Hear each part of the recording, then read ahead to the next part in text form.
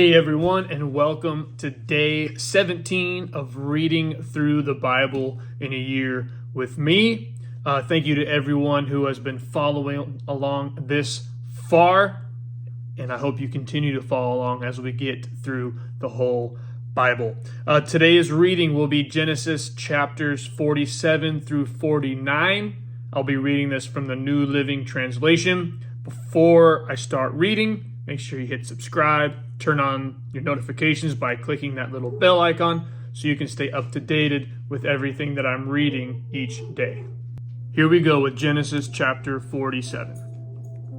Then Joseph went to see Pharaoh and told him, "My father and my brothers have arrived from the land of Canaan. They have come with all their flocks and herds and possessions, and they are now in the region of Goshen." Joseph took 5 of his brothers with him and presented them to Pharaoh, and Pharaoh asked the brothers, "What is your occupation?"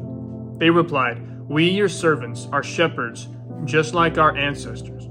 We have come to live here in Egypt for a while, for there is no pasture for our flocks in Canaan. The famine is very severe there, so please, we request permission to live in the land of Goshen." Then Pharaoh said to Joseph, "Now that your father and brothers have joined you here, choose any place in the entire land of Egypt for them to live. Give them the best land of Egypt. Let them live in the region of Goshen. And if any of them have special skills, put them in charge of my livestock too." Then Joseph brought in his father Jacob and presented him to Pharaoh, and Jacob blessed Pharaoh. "How old are you?" Pharaoh asked him. Jacob replied, "I have traveled this earth for 130 hard years, but my life has been short compared to the lives of my ancestors." Then Jacob blessed Pharaoh again before leaving his court. So Joseph assigned the best land of Egypt, the region of Ramses, to his father and his brothers, and he settled them there, just as Pharaoh had commanded. And Joseph provided food for his father and his brothers in amounts appropriate to the number of their dependents, including the smallest children. Meanwhile, the famine became so severe that all the food was used up, and people were starving throughout the lands of Egypt and Canaan. By selling grain to the people, Joseph eventually collected all the money in Egypt and Canaan, and we put the money in Pharaoh's treasury. When the people of Egypt and Canaan ran out of money, all the Egyptians came to Joseph. "Our money is gone," they cried, "but please give us food, or we will die before your very eyes."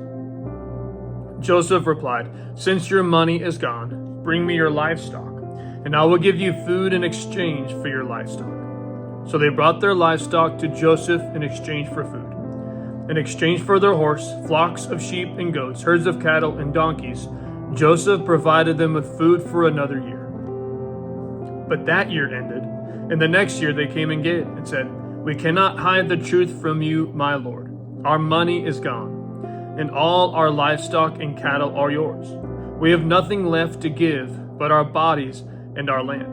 Why should we die before your very eyes? Buy us and our land in exchange for food. We offer our land and ourselves as slaves for Pharaoh. Just give us grain so we may live and not die, and so the land does not become empty and desolate." So Joseph brought all the land of Egypt for Pharaoh. All the Egyptians sold him their fields because the famine was so severe, and soon all the land belonged to Pharaoh. As for the people, he made them all slaves, from one end of Egypt to the other. The only land he did not buy was the land belonging to the priests. They received an allotment of food directly from Pharaoh, so they didn't need to sell their land. Then Joseph said to the people, "Look, today I have bought you and your land for Pharaoh.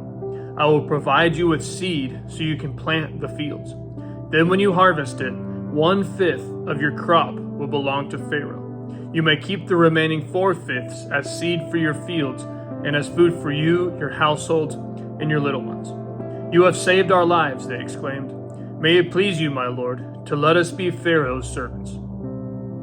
Joseph then issued a decree, still in effect in the land of Egypt, that Pharaoh should receive 1/5 of all the crops grown on his land. Only the land belonging to the priests was not given to Pharaoh.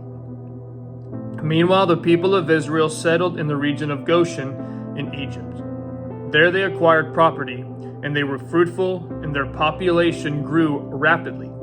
Jacob lived for 17 years after his arrival in Egypt, so he lived 147 years in all.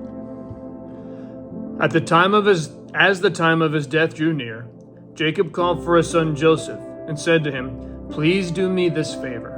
Put your hand under my thigh and swear that you will treat me with unfailing love by honoring this last request. Do not bury me in Egypt. When I die, please take my body out of Egypt and bury me with my ancestors." So Joseph promised, "I will do as you ask." "Swear that you will do it," Jacob insisted. So Joseph gave his oath, and Jacob bowed humbly at the head of his bed.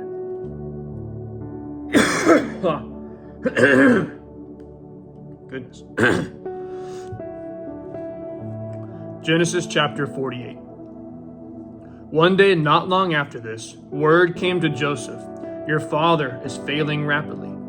So Joseph went to visit his father, and he took with him his two sons, Manasseh and Ephraim. When Joseph arrived, Jacob was told, "Your son Joseph has come to see you." So Jacob gathered his strength and sat up in his bed. Jacob said to Joseph, "God Almighty appeared to me at Luz in the land of Canaan and blessed me. He said to me, 'I will make you fruitful, and I will multiply your descendants. I will make you a multitude of nations, and I will give this land of Canaan to your descendants after you as an everlasting possession.' Now I am claiming as my own sons these two boys of yours, Ephraim and Manasseh, who were born here in the land of Egypt before I arrived.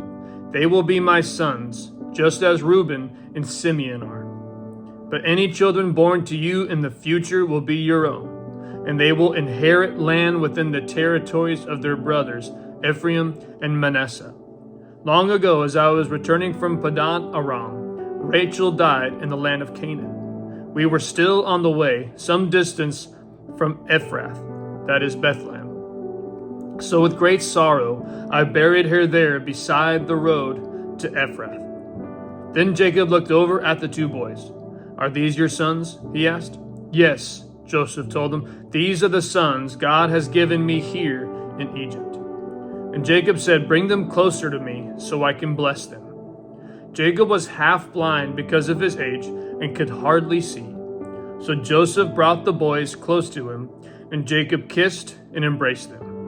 Then Jacob said to Joseph, "I never thought I would see your face again, but now God has let me see your children too." Joseph moved the boys, who were at their grandfather's knees, and he bowed with his face to the ground. Then he positioned the boys in front of Jacob with his right hand. With his right hand he directed Ephraim toward Jacob's left hand, and with his left hand he put Manasseh at Jacob's right hand. But Jacob crossed his arms as he reached out to lay his hands on the boys' heads. He put his right hand on the head of Ephraim, though he was the younger boy, and his left hand on the head of Manasseh, though he was the firstborn. Then he blessed Joseph and said, "May the God before whom my grandfather Abraham and my father Isaac walked, the God who has been my shepherd all my life to this very day, the angel who has redeemed me from all harm, may he bless these boys. May they preserve my name in the names of Abraham and Isaac, and may their descendants multiply greatly throughout the earth." But Joseph was upset when he saw that his father placed his right hand on Ephraim's head. So Joseph lifted it to move it from Ephraim's head to Manasseh's head. "No, my father," he said, "this one is the firstborn. Put your right hand on his head." But his father refused. "I know, my son, I know," he replied. "Manasseh will also become a great people, but his younger brother will become even greater, and his descendants will become a multitude of nations." So Jacob blessed the boys that day with this blessing: "The people of Israel will use your names when they give a blessing. They will say, 'May God make you as prosperous as Ephraim and Manasseh.'" In this way, Jacob put Ephraim ahead of Manasseh. Then Jacob said to Joseph, "Look, I am about to die, but God will be with you and will take you back to Canaan, the land of your ancestors. And beyond what I have given your brothers, I am giving you an extra portion of the land that I took from the Amorites with my sword and bow. Genesis chapter 49. Then Jacob called together all his sons and said, "Gather around me, and I will tell you what will happen to each of you in the days to come. Come and listen, you sons of Jacob. Listen to Israel, your father. Reuben, you are my firstborn, my strength, the child of my vigorous youth. You are first in rank and first in power. But you are as unruly as a flood, and you will be first no longer. For you went to bed with my wife, you defiled my marriage couch. Simeon and Levi are two of a kind. Their weapons are instruments of violence. May I never join in their meetings. May I never be a party to their plans. For in their anger they murdered men, and they crippled oxen just for sport. A curse on their anger, for it is fierce. A curse on their wrath, for it is cruel. I will scatter them among the descendants of Jacob. I will disperse them throughout Israel. Judah, your brothers will praise you. You will grasp your enemies by the neck. All your relatives will bow before you. Judah, my son, is a young lion that has finished eating its prey. Like a lion, he crouches and lies down. Like a lioness, who dares to rouse him? The scepter will not depart from Judah, nor the ruler's staff from his descendants, until the coming of the one to whom it belongs, the one whom all nations will honor. He ties his foal to a grapevine, the colt of his donkey to a choice vine. He washes his clothes in wine, his robes in the blood of grapes. His eyes are darker than wine, and his teeth are whiter than milk. Zebulun will settle by the seashore and will be a harbor for ships. His borders will extend to Sidon. Issachar is a sturdy donkey, resting between two saddle packs.